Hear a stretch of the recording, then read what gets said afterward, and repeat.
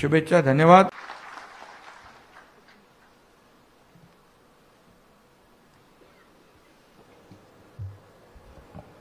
छत्रपती शिवाजी महाराज की जय. भवानी. आजच्या सीएनजी घंटागाड्या आणि बियाणे वाटप जिल्हा नियोजन समितीमधून या उपक्रमाचं लोकार्पण आपण या ठिकाणी करतोय. या कार्यक्रमाला उपस्थित जिल्ह्याचे पालकमंत्री उद्योगमंत्री उदय सामंतजी, गृह आणि ग्रामविकास राज्यमंत्री योगेश कदमजी, आमदार किरण भैया सामंत, माजी आमदार राजेंद्र साळवी, माजी आमदार रवींद्र फाटक, त्याचबरोबर नितीन देवेंद्र सिंग कलेक्टर, राजेंद्र महाडिक, बिपिन बंदरकर, परीक्षित यादव, सर्व व्यासपीठावरील सन्माननीय आपले पदाधिकारी आहेत, सर्व कार्यकर्ते आणि मोठ्या संख्येने उपस्थित सरपंच उपसरपंच आणि सर्व बांधव, लाडक्या बहिणी इकडे आहेत, लाडके भाऊ आहेत आणि लाडके अधिकारी पण आहेत. सर्वांचंच मी मनापासून स्वागत करतो. खरं म्हणजे मगाशी पालकमंत्री महोदयांनी सांगितलं भात आणि नाचणी हे प्रमुख पीक आपलं आहे, त्याचं वाटप करणार आहे, केलं आहे, आता करतोय आपण. खरं म्हणजे आपली खरीपाची जी मीटिंग मुंबईला झाली, आढावा बैठक, त्यामध्ये देखील शेतकऱ्यांना जी आपण बियाणे देतो ते अतिशय उत्कृष्ट चांगल्या प्रतीचे असले पाहिजे आणि त्याची नोंद सगळ्यांनीच घ्यावी अधिकाऱ्यांनी, अशा प्रकारचं त्या बैठकीमध्ये मुख्यमंत्री स्वतः, मी देखील सांगितलं, मुख्यमंत्री महोदयांनी देखील सांगितलेलं आहे.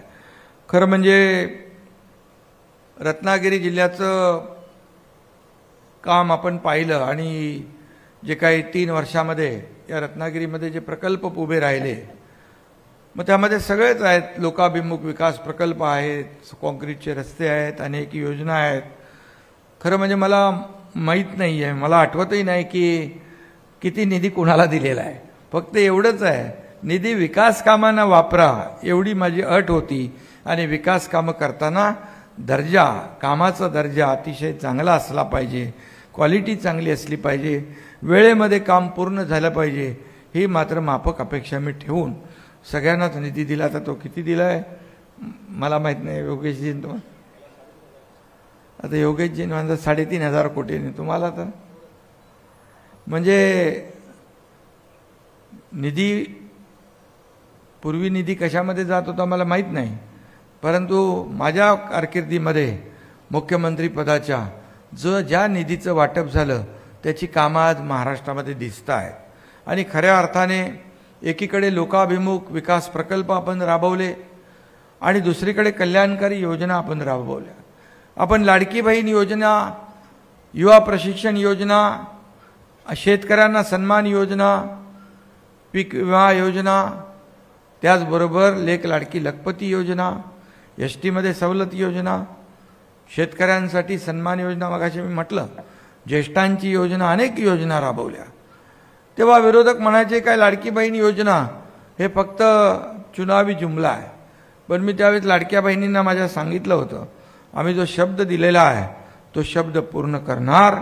बाळासाहेब सांगायचे शब्द देताना 10 वेळा नाही 100दा विचार करा.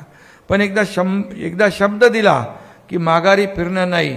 त्यामुळे लाडकी बहीण योजना आम्ही लागूही केली, पैसे मिळाले आणि यापुढे देखील सांगतो, विरोधकांनी किती आरोप केले, किती खोट्या अफवा पसरवल्या तरी सुद्धा लाडकी बहीण योजना कधीही बंद होणार नाही. ज्या आम्ही योजना केलेल्या आहेत या योजना टप्प्याटप्प्याने आम्ही पूर्ण करणार. प्रिंटिंग मिस्टेकवालं सरकार आमचं नाही. मी मुख्यमंत्री होतो त्यावेळी देखील आमचे देवेंद्रजी, अजितदादा, आम्ही टीम म्हणून काम केलं. आताही आम्ही टीम म्हणून काम करतोय, देवेंद्रजी आणि आम्ही. त्यामुळे जी कामं जी आम्ही पूर्ण केली त्याचा लाभ लोकांना मिळतोय. ज्याची सुरुवात केली त्याचा लाभ पुढे मिळेल आणि त्यामुळे हे सरकार सर्वसामान्यांचं आहे. हे सरकार सर्व विभागाला न्याय देणार आहे.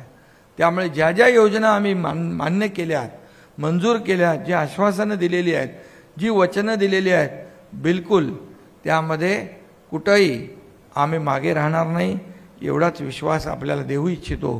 कारण तुमच्या आशीर्वादाने या राज्यामध्ये ना भूतो ना भविष्यतो अशा प्रकारचं लँडस्लाईड मॅन्डेट महायुतीला तुम्ही विधानसभेला दिलं, हे साऱ्या महाराष्ट्राने देशाला पाहिलेलं आहे.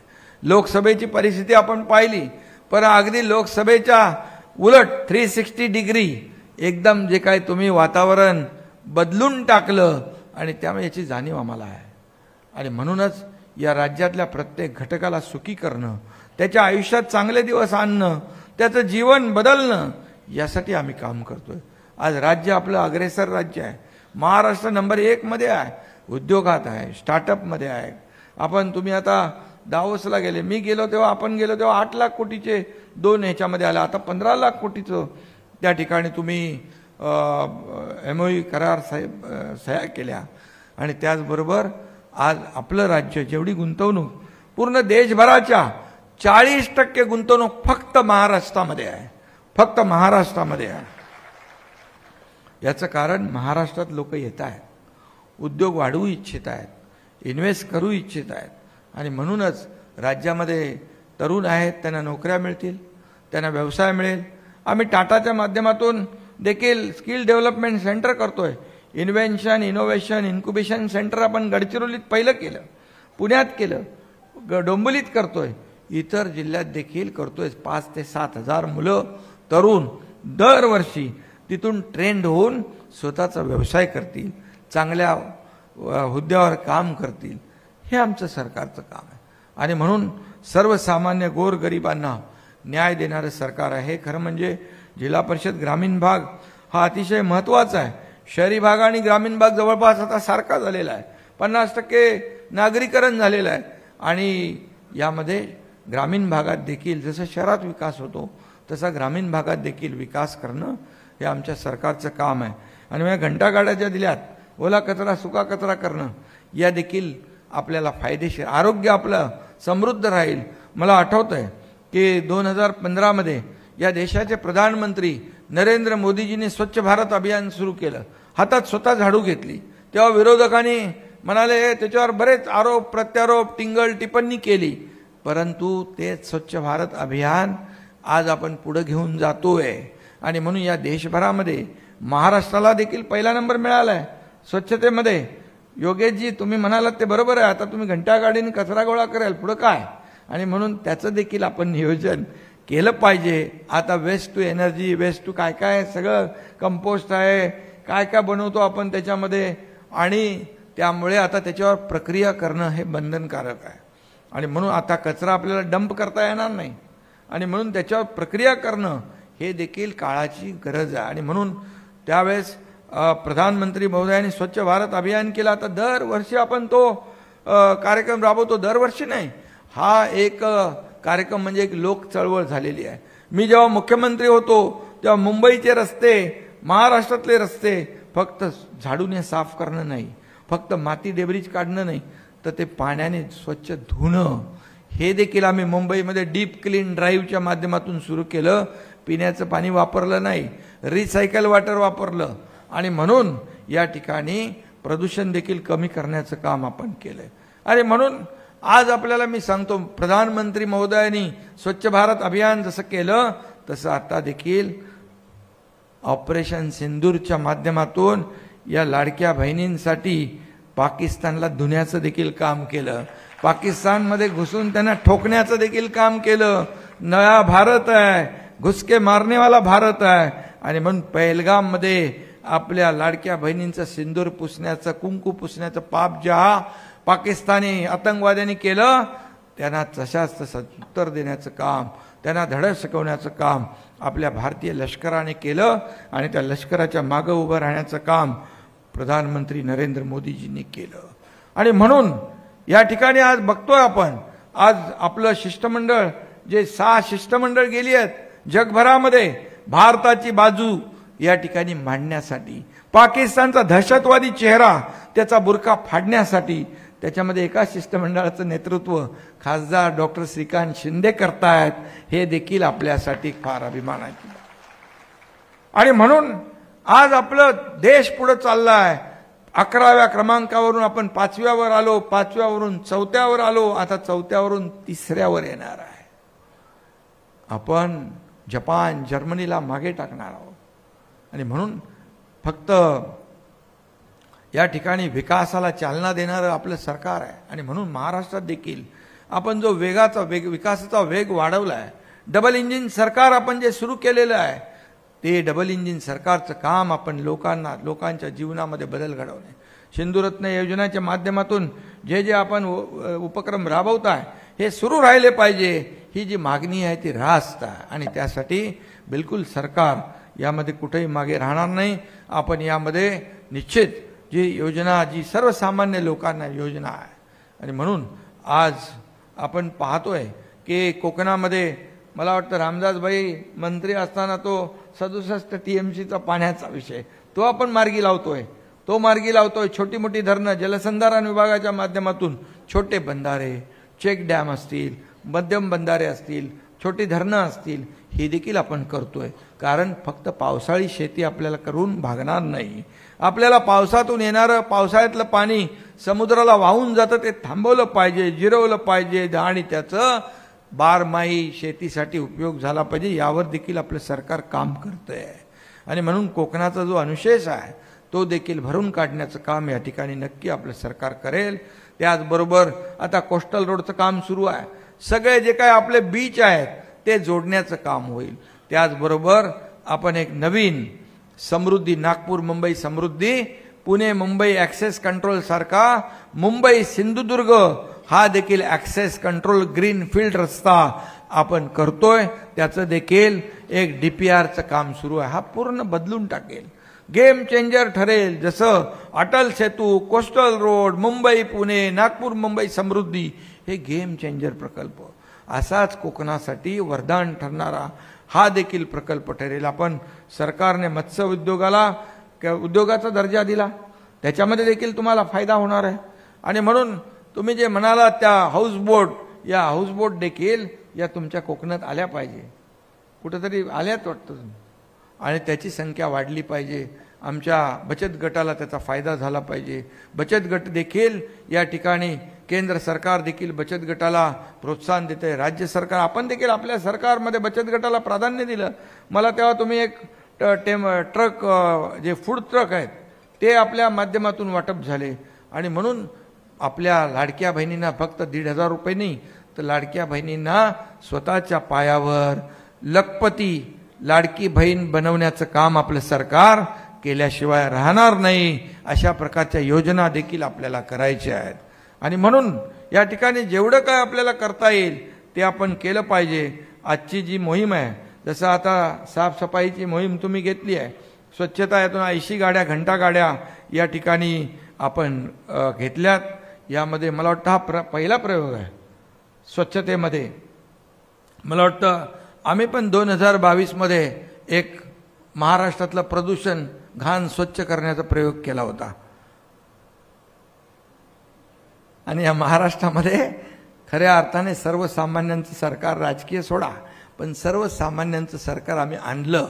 आणि आपण त्यानंतर जो वेग पाहिला, स्थगिती सरकार आता नाही, स्टे ऑर्डरवालं सरकार नाही, आता प्रगती सरकार आणि समृद्धी सरकार या राज्यामध्ये आपण पुढे नेणारं, या सर्वसामान्य लोकांना या राज्याला पुढे नेणारं सरकार आपण आणतोय. मग असं तुम्ही आठवण केली म्हणून मी बोललो की अशा प्रकारे जर आपण बदल केला नसता, निर्णय घेतला नसता, 2-2, 3-3 हजार कोटी रुपये तुम्हाला विकासाला मिळाले असते कुठून? आणि मग तुम्ही निवडणुकांना सामोरे गेले असते कसे? आणि म्हणून या ठिकाणी जे आपण केलं ते आपण, राजन साळवी इकडे आहेत, तर आपल्या किरणला सगळं माहीत आहे स्टोरी, त्यामुळे आता राजन साळवी सोबत आलेले आहेत. आणि त्या अविनाश आहेत, सगळे लोक आज त्यांना माहीत आहे विकासाबरोबर गेलं पाहिजे। राज्याचा विकास करत असताना आपल्याला सर्वसामान्य लोकांना न्याय दिला पाहिजे आणि म्हणूनच कोकणामध्ये खूप खूप पोटेन्शियल आहे। कोकणामध्ये तुम्ही त्यांचं टॅलेंट सर्च करण्याचं ते एक नवीन उपक्रम सुरू केला आहे, खरं आहे। कारण या भागात देखील सगळीकडे मुलं हुशार आहेत, टॅलेंट आहे, बुद्धी आहे, सगळं आहे। आता AIचा जमाना आहे, तोही आपण शेतीमध्ये वापरतोय। आज शेतकऱ्याचं उत्पन्न डबल झालं पाहिजे ही प्रधानमंत्री महोदयांची इच्छा आहे, राज्य सरकारची आपली इच्छा आहे, देवेंद्रजीने आम्ही त्याच्या मागे लागलोय। शेतीमध्ये देखील AIचा वापर झाला पाहिजे। आज नवीन नवीन तंत्रज्ञान आपण वापरलं पाहिजे, नवीन नवीन बियाणं आपण वापरलं पाहिजे।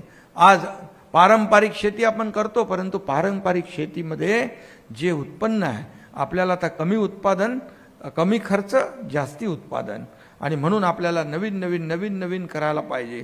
मी आपल्याला या ठिकाणी सांगतो, काही लोक मी गावी गेल्यावर म्हणतात, अरे गावी गेला नाराज झाला, मी हसलो की बातमी होते, मी गप्प राहिलो तरी बातमी होते, मी दिल्लीला गेलो बातमी होते। अरे माझं शेत आहे, गाव आहे, गावाला मी जातो, शेती करतो, आणि तुम्हाला मी सांगतो माझ्या शेतावर हे कोणी आले असतील त्यांना तिथं गेल्यानंतर प्रत्येक व्हरायटीची शेती झालेली आहे।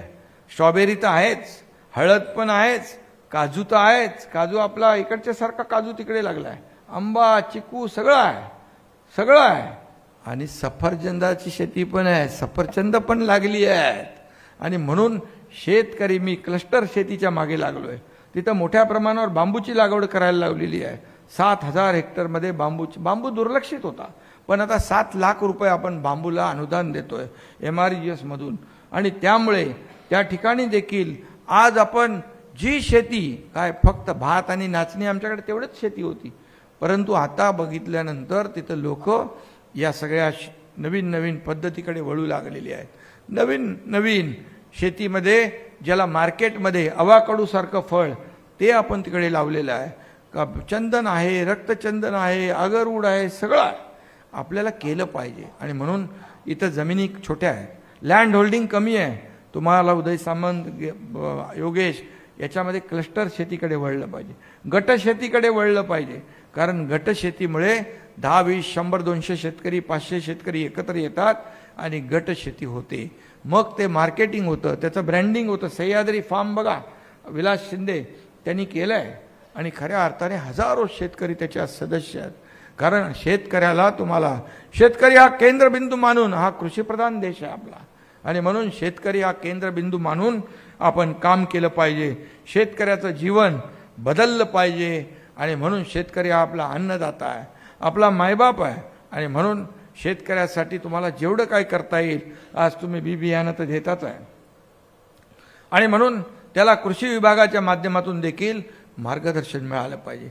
कधी आपल्याला पेरणी केली पाहिजे, कुठलं खत वापरलं पाहिजे, किती पाणी वापरलं पाहिजे, जमिनीची पोत गेली आहे का, जमिनीची पोत वाचवली पाहिजे, ह्या सगळ्या गोष्टी ज्या आहेत ह्या शेतीच्यासाठी त्यांना देखील आपल्याला आपल्या विभागाच्या माध्यमातून मार्गदर्शन केलं पाहिजे, तर खऱ्या अर्थाने शेतकरी समृद्ध होईल।